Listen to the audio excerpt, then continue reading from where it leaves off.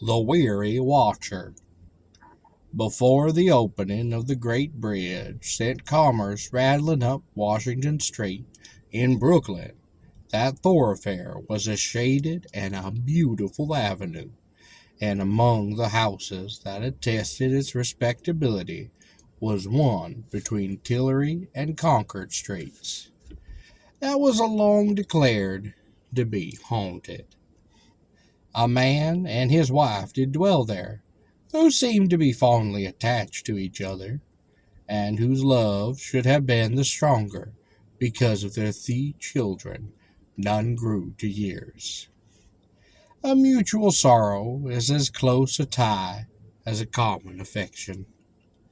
One day, while on a visit to a friend, the wife saw her husband drive by in a carriage with a very showy woman beside him. She went home upon once, and when the supposed recreant returned, she met him with many bitter reproaches. He answered not a word, but took his hat and left the house, never to be seen again in the places that had known him. The wife did watch and did wait, daily looking for his return. But days did lengthen into weeks, months into years, and still he came not.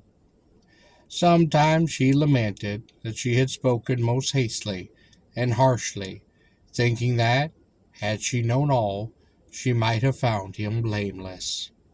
There was no family to look after, no wholesome occupation that she sought. So the days went by in listening and watching, until at last her body and her mind did give way, and the familiar sight of her face, watching from a second-floor window, was seen no more. Her last day had come. She had risen from her bed. Life and mind seemed for a moment to be restored to her, and standing where she had done and stood so often, her form supported by a half-closed shutter and a gasp upon the sash, she looked into the street once more, sighed hopelessly, and died. It was her shade that long watched upon those windows. It is her waxen face, heavy with fatigue and with inner pain, that was dimly seen looking over the balusters upon the evening.